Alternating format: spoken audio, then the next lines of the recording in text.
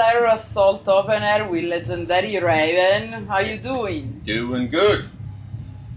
Looking forward playing tonight in the middle of the forest. Yeah, God knows what's out there. Wolves, coyotes, bears. Hopefully they like rock and roll and heavy metal, so we'll be good. You've been on the road since about 3 weeks. Yeah. How's the tour so far? It's good. This is interesting for us because we've done the odd few shows with Mike Heller playing drums for us, and playing every night. It just takes it to a new level, and we're getting to know each other and throwing ideas around for the new record and that. So it's very organic, as they say. It's good. So you're working on new music, right? Yeah, we have a lot of songs, and we're just trying to whittle down which ones we're actually going to record, because we have a lot of good ones. So. And your latest album, Extermination, was released in 2015. Are you happy with the crowd reception? Yeah, that's probably the best reception we've had in an album, I don't know, ever since our first one. It really is. The reviews and the fan reaction. The critical reaction was surprising, but the fan reaction as well. I mean, everyone likes the album. They like the attitude, the energy, the quality of the songs. The only idiots that complained said it was too long. So they're complaining that they're getting too much good music. I don't understand that, but if it was too short, they would complain it was too short. Right. And if it was too whatever, you can't win them all. But overall, we're very happy with the reception. And we worked very hard. We took it to the new level from Walk Through Fire. And this new one, we're going to kick it up to the new one from that, bring it up. And on Extermination, did you do anything differently in terms of songwriting or recording? We did actually. I mean, it was more in the pre-production. We spent a lot of time tearing the songs apart and saying, is this part necessary? Is this part adding anything? Could this part here be better? And we questioned and tried to make it as good as it was possible to bring the best out of the song. And for that means, I mean, I would demo them, and everyone would make comments, and I'd re-demo them, and then make comments, and I'd re-demo them. We'd add a bit here, take a bit out here, and then we'd get together and play it, and then do that process again. So the stuff was kind of boiled down to the essence to get the best out of the songs, and it paid off. And we recorded it relatively quickly, as we always do.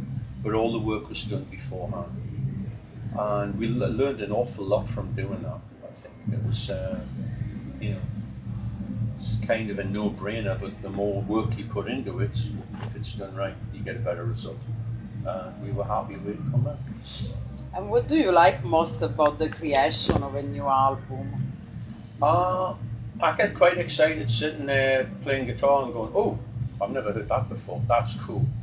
And the fact of creating something out of nothing is always surprising and exciting. It's always a good thing to do. And it's great just seeing it build from a little idea into a whole deal where everyone comes in and puts their 10 cents in here, there and everywhere, and it's a collaborative effort, and you end up getting a great song out of it. So I like the whole process. And in terms of lyrics, did you have a particular inspiration? Depends on the song. It's usually inspired by the music, whatever melody is in there. Quite often, it's done different ways. Destroy All Monsters. Mark said we should have a song called Destroy All Monsters, because we had a live album called Destroy All Monsters and didn't have a song. So he came in one day, I've got the song Destroy All Monsters. So he had a few words and I added words to it. So it's like a double meaning thing. It's, like the monster movie, Destroy All Monsters, but also monsters could be anything in your life, like whatever, the deep state, the new world order, whatever, So it's a little bit of fast and loose with that. But quite often, like, I'll write a tune and just sing nonsense lyrics. Like, okay,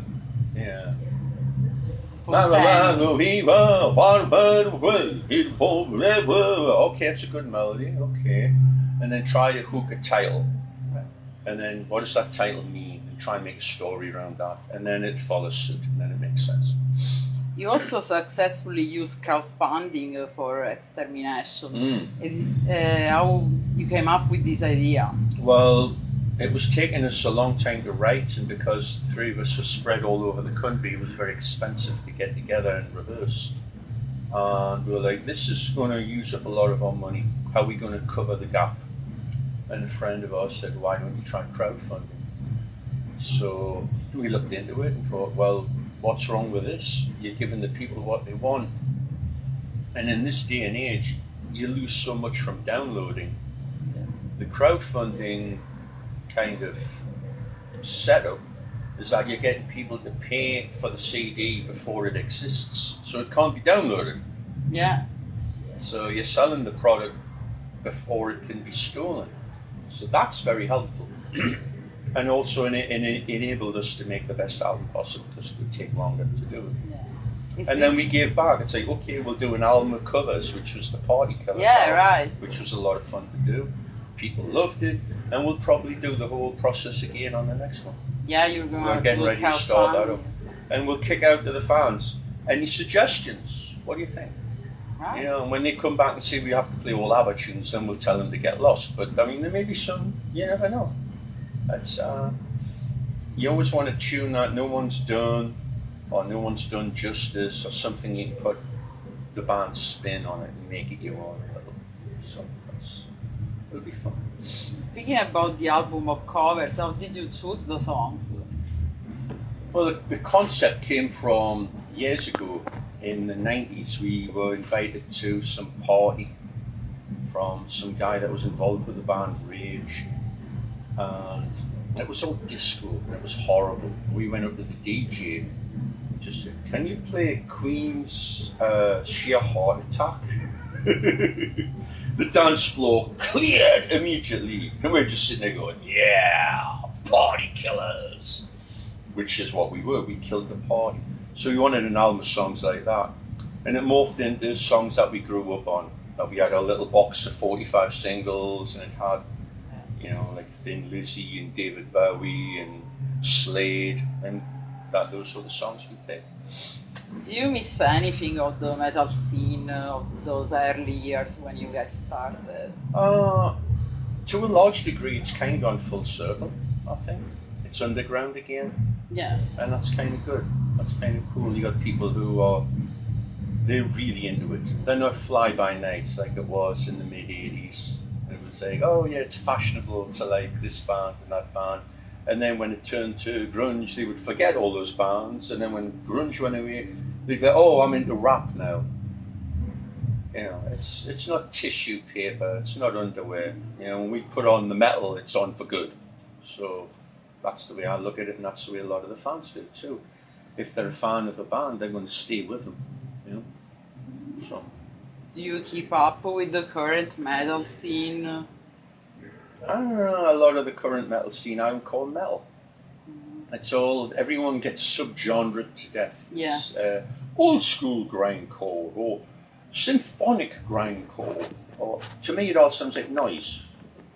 So, you know, to me you've got to have melody in music, not just, you know, the Cookie Monster thing.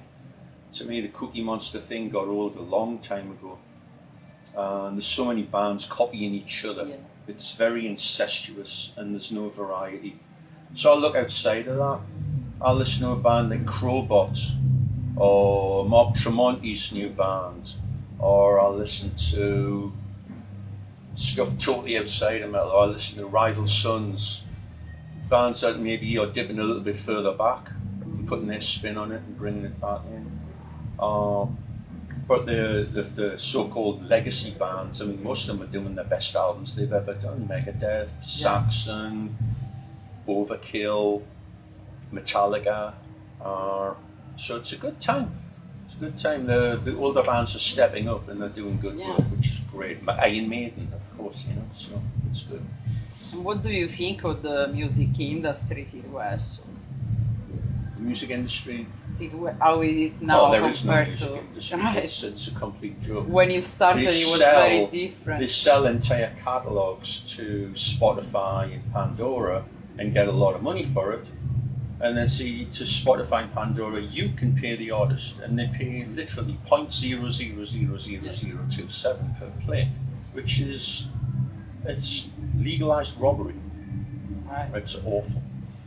Was better So, back in the day. We're in the business now of selling T-shirts, and our albums are promotional items to help us sell T-shirts. It used to be the other way around. Right. We used to sell T-shirts in order to sell albums.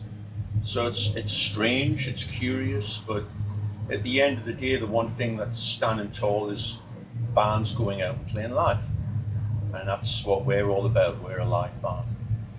So. And after 41 years of career, what motivates you to still? Even longer than that. Even longer. 1974. So officially 41 years. Officially, it'd be 43. 43. Okay. Was still Our more. first gig was 42 years ago. It was in December 1975. Wow. Must have been awesome. I fell down the stairs before we went on. Our original other guitar player who played with Mark Paul fell off the stage. And at the end of the gig, we smashed all our equipment. Yay! I remember that. And after all these years, so what still motivates you to be a musician? Just being able to create. It's a creative thing. You're creating something out of nothing. There's silence. You go on and plug in, and you work together as a team, and something magical happens. Something bigger than the three guys that are on stage. And when that happens, and it translates, and people get it, and they give you energy back, and you give it back. That's beyond, you can't buy that. It's a special thing. The older we get, the more we realize how special it is. We're very thankful and very lucky that we're able to do what we do, and for how long we've done it, Yeah. and the fact that we're doing it better than we ever have. So there ain't a morning that I don't wake up and go, I'm very lucky. And I will do the best I possibly can at what I'm doing to kick it up a little more, And after this tour, what are your plans? Got about a week off, and then we go down to Austin, and we're going to be recording a record. Okay. And once we finish that, we have about a week off, and then we're going to Europe, and we're opening for Udo Dirkschneider on his whole European tour, which is like 3 months. Awesome. So it's going to be a busy, 3 months in busy- Europe. all the way till Christmas, Wow. literally till Christmas Eve. So. Well, enjoy the rest of the tour, and Will do. thank you so much for the interview. Thank you so much.